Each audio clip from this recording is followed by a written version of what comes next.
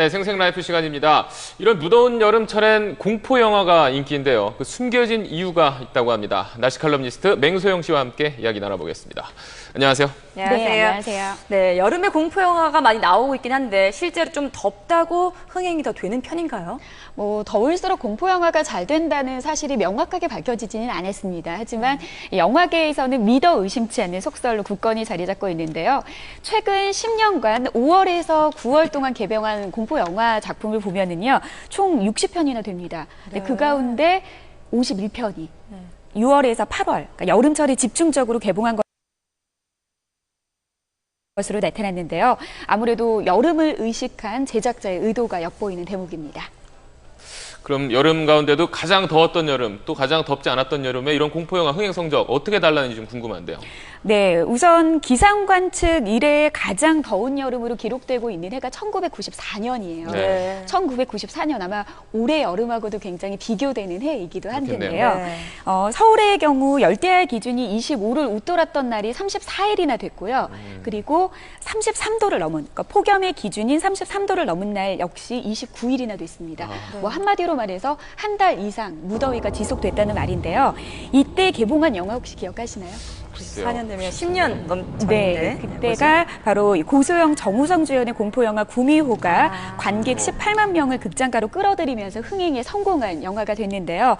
지금의 흥행 관객 기중수에는 크게 미치지가 못합니다. 하지만 당시에 외화의 의존율이 높았고 또 영화 산업 규모가 비교적 작았다라는 당시의 상황을 좀 비교한다라고 하면 굉장한 흥행의 성적에 도장을 찍었다고 볼 수 있는 거죠. 그렇네요. 구미호가 벌써 10년 전의 일이네요. 세월이 참 빠릅니다. 그럼 여름 중에서도 가장 덥지 않았던 여름의 흥행은 어땠는지 이걸 또 비교해 봐야겠죠? 네, 가장 덥지 않았던 여름, 지난 2011년입니다. 아, 그랬어요. 2011년이? 비의 양이 많지는 않았는데요. 비가 자주 오고 흐린 날이 많아서 역대 가장 덥지 않았던 선선했던 여름이었는데요. 8월 들어 30도를 넘은 날이 불과 6대뿐이었습니다. 예, 그해 여름 공포영화만 총 7편이 개봉이 됐었는데요.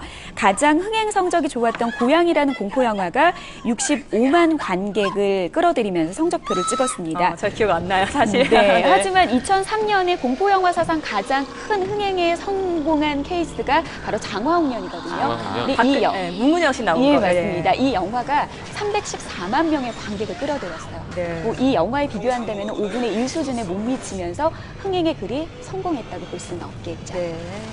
그럼 이렇게 좀 덥고 좀 끈적끈적한 날 공포영화를 보면 좀 더위를 잃을 수 있다 이런 속설이 있는데 이게 좀 과학적인 근거가 있는 겁니까? 네, 근거가 있습니다. 네, 무서운 영화를 보면은 등골이 오싹오싹 거린다라는 느낌을 많이 받잖아요. 네. 그러니까 공포 영화를 볼 때 느끼는 몸의 신체 변화가 추위를 느낄 때 나타나는 신체 변화와 흡사하기 때문입니다. 먼저 공포 영화의 무서운 장면이나 소름 끼치는 음향 효과, 깜짝 놀라는 갑작스러운 소리, 네. 이런 장치들이 우리의 눈과 귀를 자극해서 뇌로 전달을 하는데요.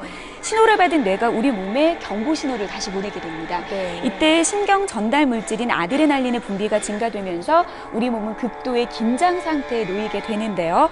이를테면 동공이 커진다거나 심박동수가 증가한다거나 호흡이 가팔라지는 반응들이 그런데요. 네. 이때 근육이 심하게 수축하면서 우리 체온이 떨어집니다. 그렇게 되면 우리 몸은 체온이 더 떨어지는 것을 막으려고 에너지 방출을 최대한 줄이게 되는데요.